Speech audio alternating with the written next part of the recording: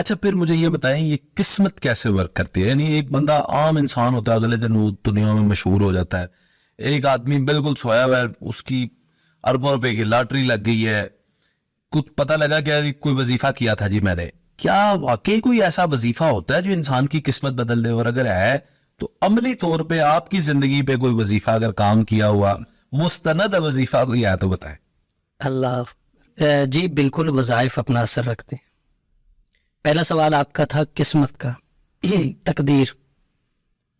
یہ دنیا جو ہے یہ دارالاسباب ہے، سبب اختیار کرنا ہمارا کام ہے، اس میں اثر ڈالنا یہ اللہ کا کام ہے۔ بندہ جب قدم اٹھاتا ہے نا، اللہ قرآن پاک میں کہتے ہیں والذین جاہدوا فینا لنہدینہم سبلنا، کہ جب بندہ قدم اٹھاتا ہے ہم اس کے لیے راستے کھول دیتے ہیں۔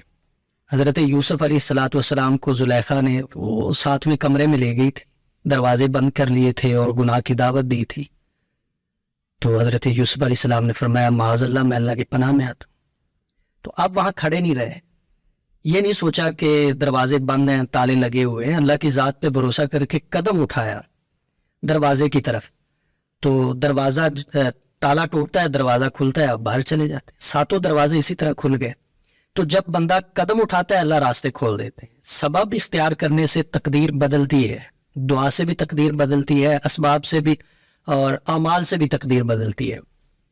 جیسے کہ دیکھیں حدیث پاک میں ہے کہ ایک بندہ دنیا میں آیا ہے تو وہ اپنا رزق بھی لکھوا کے لایا ہے، اپنی عمر بھی لکھوا کے لایا ہے، لیکن دوسری طرف حدیث پاک میں آتا ہے کہ جو بندہ والدین کی خدمت کرے گا اللہ اس کی عمر میں بھی برکت دیں گے، اس کی روزی میں بھی برکت دیں گے۔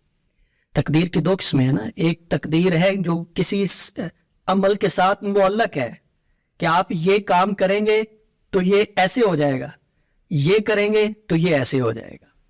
قسمت ہو جاتا ہے ایسا کہ ایک وقت میں بندے کے حالات ٹھیک نہیں ہیں، اس سے کوئی اچھا کام ہو جاتا ہے، اللہ کو وہ پسند آ جاتا ہے، اللہ اس کے حالات کو بدل دیتے ہیں۔ یہ اکثر آپ نے اپنے والا کوئی وظیفہ نہیں بتایا؟ جی میں بتاتا ہوں، یہ ابھی قریب کی بات ہے، زیادہ دور کی بات نہیں۔ رمضان المبارک کا مہینہ تھا، تو جس مسجد میں میں تراویح پڑھا رہا تھا وہ میرے گھر سے تقریباً 2 سے 2.5 کلومیٹر کے فاصلے پہ تھی۔ میں نے تراویح پڑھائی تو تراویح پڑھانے کے بعد میرے پاس سواری نہیں تھی کہ میں اس پہ بیٹھ کے تو اپنے گھر میں آ سکوں۔ تراویح کے بعد حالات اس طرح کے تھے، تو میں پیدل آتا تھا روز ہی، تو ایک دن میں پیدل آ رہا تھا تو دل بڑا بجھا سا ہوا تھا۔ ہمارے جو ائمہ ہیں، خطبہ ہیں، ان کے ساتھ ہماری مساجدوں والے جو کرتے ہیں آپ حضرات جانتے ہیں سبھی، تو میں بھی ان کے زیر اثر تھا، لیکن دل میں بڑی نا ایک کڑن تھی کہ یا اللہ دیکھیں تراویح پڑھا کے آ رہا ہوں اور میرے پاس سواری نہیں ہے، پھر صبح سحری میں جا کے وہاں پہ نماز بھی پڑھانی ہے، درس بھی دینا ہے۔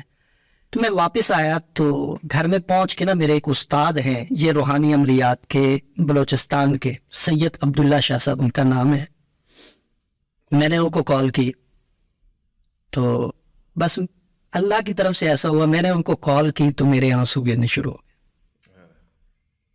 میں نے کہا استاد جی حالات بہت خراب ہیں، اپنا گھر نہیں ہے، اپنی سواری نہیں ہے، بچوں کے دودھ کے پیسے نہیں ہیں۔ یہ 1 سال پہلے، یہ تقریباً 2-3 سال پہلے کی بات۔ انہوں نے مجھے حوصلہ دیا، کہا کہ روئے نہیں، یہ ایک میں چھوٹا سا عمل آپ کو بتا رہا ہوں، یہ آپ کریں۔ انہوں نے مجھے بتایا سورہ والضحیٰ کا وظیفہ، ترتیب بھی انہوں نے بتائی، چھوٹا سا ہے بڑا مختصر سا ہے، جو آپ سن رہے ہیں وہ اس کو کریں۔ میں نے جس کو بھی بتایا ہے اس نے اس وظیفے کے ثمرات سے فائدہ اٹھایا، اس کی برکات سے اس نے فائدہ اٹھایا ہے۔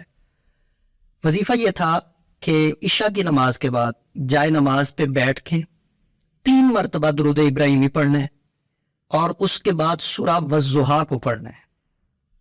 بسم اللہ الرحمن الرحیم، والضحیٰ واللیل اذا سجا ما ودعک ربک وما قلی وللآخرۃ خیر لک من الاولی وَلَسَوْفَ يُعْطِيكَ رَبُّكَ فَتَرْضَىٰ۔ اس آیت کو یہاں پہ 313 مرتبہ پڑھنا ہے، پھر آگے سورت کو پورا کر دینا ہے۔ 1 مرتبہ سورت کو پڑھنا ہے اور وَلَسَوْفَ يُعْطِيكَ رَبُّكَ فَتَرْضَىٰ اس آیت کو 313 مرتبہ پڑھنا ہے روزانہ۔ تو یہ وظیفہ ایسا وظیفہ تھا کہ جس نے حالات کو یکسر بدلا۔ اللہ نے سواری بھی دی، اللہ نے مکان بھی دیا، اللہ نے قرض تنگ اتار دیا۔ اچھا ماشاءاللہ. حالات بہتر ہو گئے ہیں. تو وظائف اثر رکھتے ہیں, بالکل رکھتے ہیں. یہ کتاب بہت شکریہ, یہ بڑا اور قیمتی. یہ جو آیت ہے وَلَسَوْفَ يُعْطِيكَ رَبُّكَ فَتَرْضَىٰ, اس کا تو ترجمہ ہی یہ ہے کہ آپ کا رب آپ کو اتنا دے گا کہ آپ راضی ہو جائے. ارے واہ. اور پھر جب رب راضی کرے تو وہ تو اپنی رضا سے کرے گا. انسان کا تو اتنا برتن ہی نہیں ہے اس میں سما سے. وہ یہ آیت رسول اللہ صلی اللہ علیہ وسلم کے متعلق ہے, لیکن ہم حضور کی امتی ہیں. جب یہ ہماری زبان پہ آتی ہے نا تو اللہ اس کی برکات سے ہمیں بھی نوازتے ہیں. بے شک, کوئی شک نہیں.